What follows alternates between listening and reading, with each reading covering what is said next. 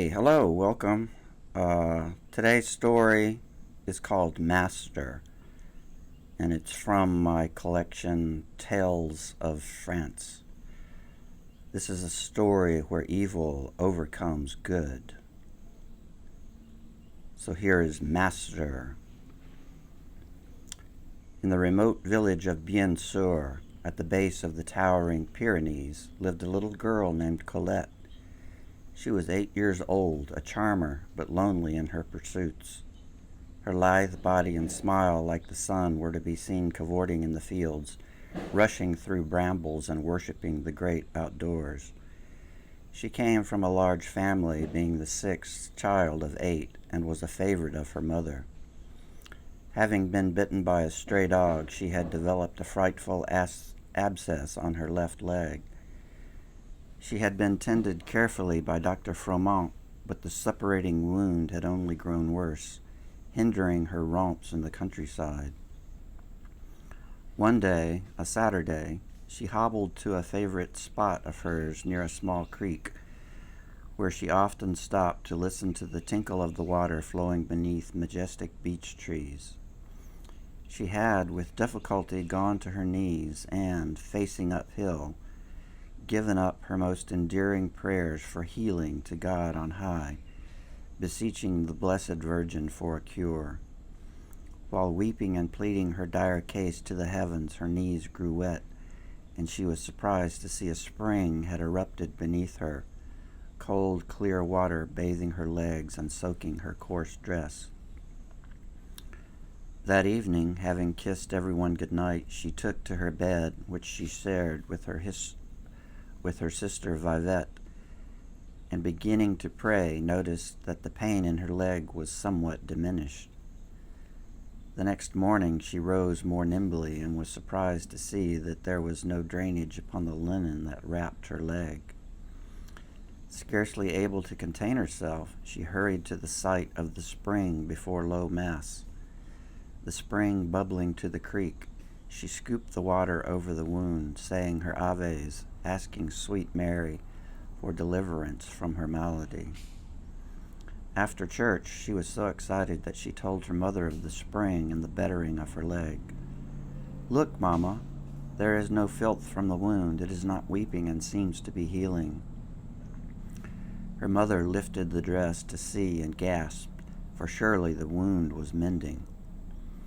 Within a week the sore had closed and Colette was back to her ramblings, telling everyone who would listen about her miracle.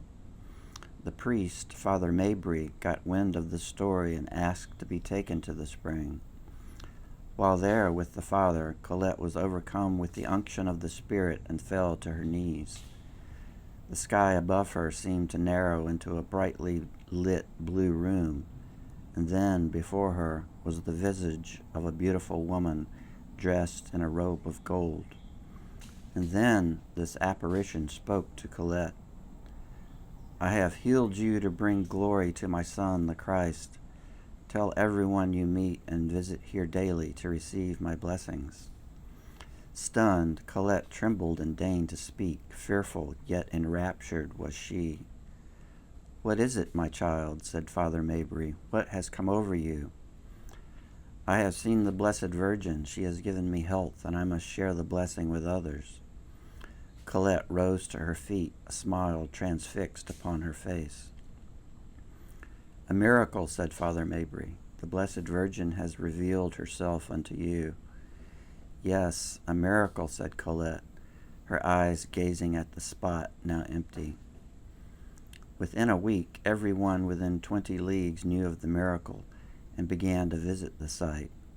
As soon as Colette left the parish school for girls, she hurried to the spring, only to be greeted by a swarm of curious onlookers with cans and bottles to take away the blessed spring water, which burbled from the ground, made a small pool, and then trickled over rocks into the creek.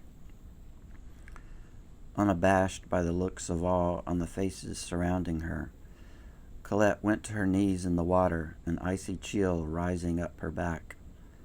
For an hour she stayed thus, fervently praying to the Good Mother to appear.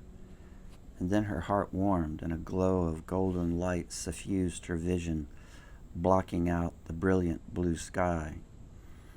Colette began to speak, or rather to sing, in her childish voice, announcing the coming of Mary. Those about her, numbering some 22, sensed the change that came over Colette and listened to her words with wonder. "Yes, dear mother, I am your servant, your vessel. Please tell me what you would have me do, and I shall do it. I give my life to you and am ever so happy." Tears of joy coursed down her youthful cheeks. The numbing of the cold water upon her legs seemed but a warm blanket beneath her knees. There was murmuring all around, and glances from one to the other. Out of the small mass came an old man afflicted for 3 years with phthisis. His deep, roiling cough bespoke his misery. He was a wasted skeleton with blotches upon his arms that seemed to be burns. Dressed in baggy and torn breeches held with a belt that had been mended and a battered white frock coat that bespoke his former occupation of notary. He was a pitiful sight, having lost his savings of some 42,000 francs to an embezzler. This man, Monsieur Goriot, with hands folded in prayer, spoke. "Dear girl, pray for me. Ask the Blessed Virgin for mercy and healing." A look of fright crossed his face, as if he had spoken rashly and disturbed the presence. Colette heard the entreaty, and with a kind smile spoke to the Virgin on his behalf, asking for this vanquished soul to be delivered from his pestilence. She saw Mary smile upon her and listened. "Kind sir, the Mother Virgin asks of you to kneel here and drink of the pure water, and that you will be healed."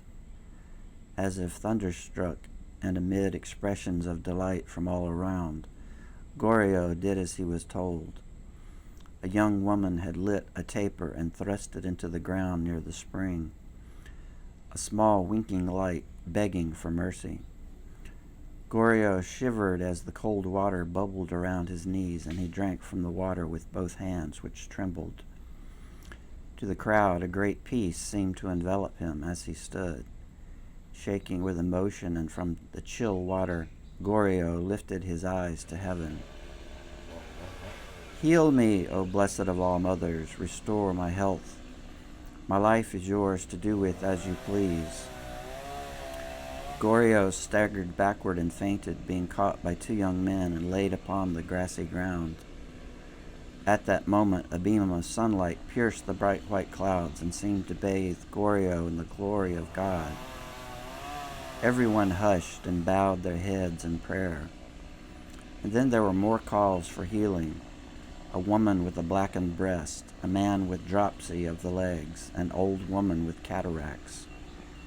Colette had once again fallen to her knees in the spring water, but the vision was gone. Yet she continued to pray for nigh upon half an hour. The crowd understood that Mary had left them, and all sought to partake of the waters, many with cans and bottles to take the precious liquid away.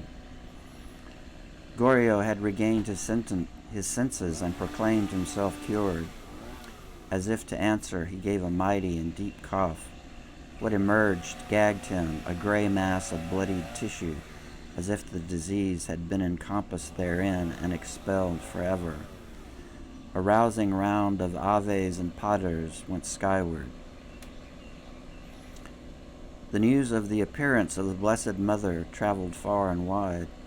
Father Mabry had announced the miracle in church and, in his haste, joined himself with the visions of Colette, insinuated that he had some hand in the affair, that it was the church that was to be praised.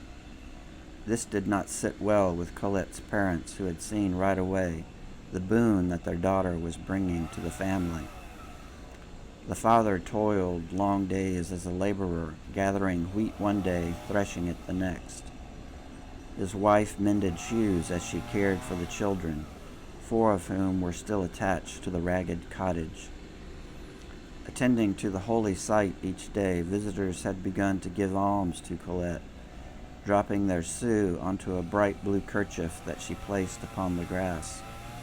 One mother, whose child had a crooked spine, had given 5 francs. At school, Colette became the most beloved of Sister Anna's charges, and to some degree even feared. With her fame and power, Colette began to understand the world around her, and saw that evil permeated her village, that it was the devil himself who brought good people to their knees in misery, and into graves sodden with plaints of the soul. Each day there were new miracles, although not all were healed, and Colette placed the blame squarely on the evil one. On the 16th day of continuous visions, Colette and a crowd of some 80 souls were disheartened when the Virgin did not appear. Her knees chapped and swollen from kneeling in the frigid water, Colette prayed and cried out for the Virgin's mercy and healing. The Virgin withheld herself, and Colette became desperate. "Oh, it is Satan who comes here today to rob us of happiness. The Dark One himself is among us, and the Virgin will not appear." Colette glanced about at the gathered throng, her eyes misting with tears and infamy.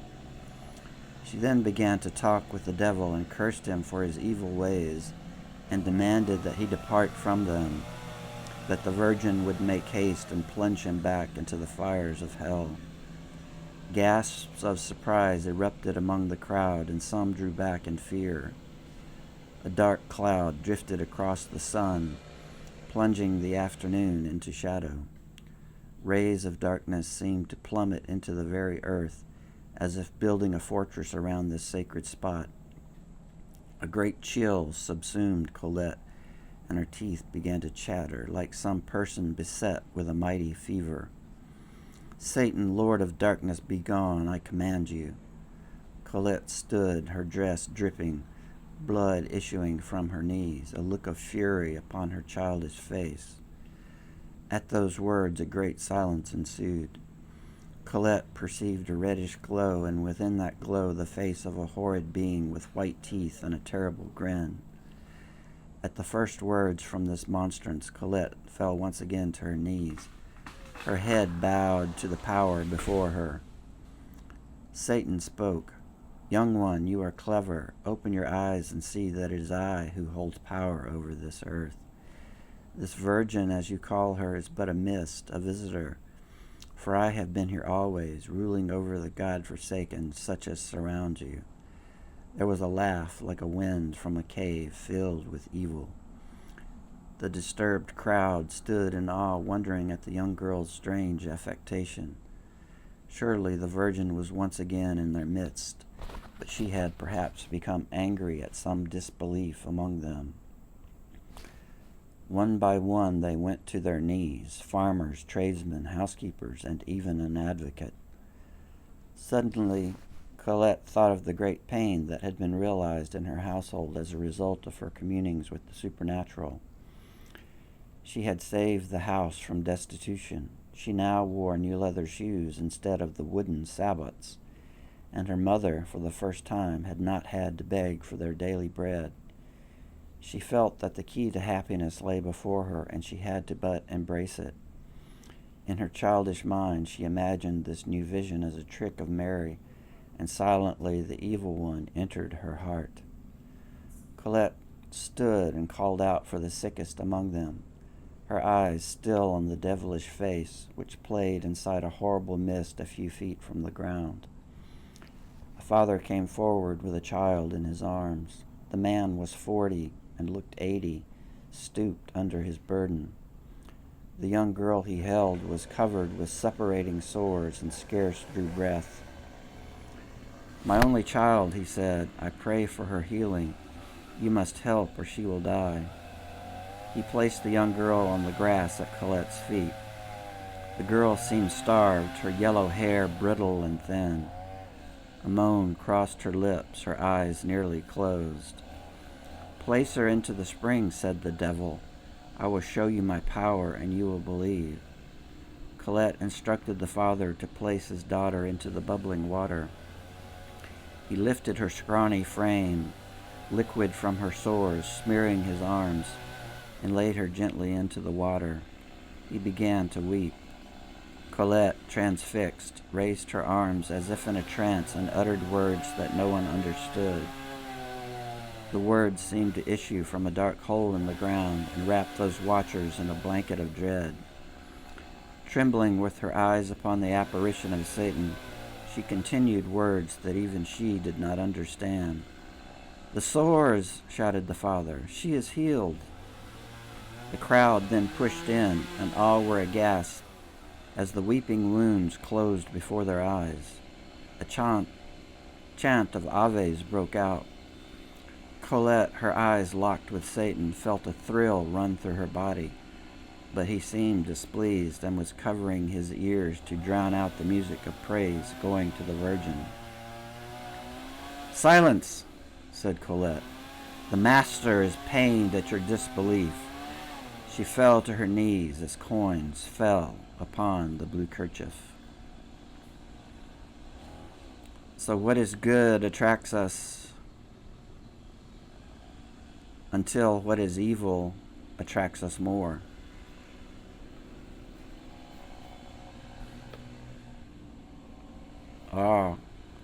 Please like, subscribe, and comment if you would. I would appreciate it. Thank you.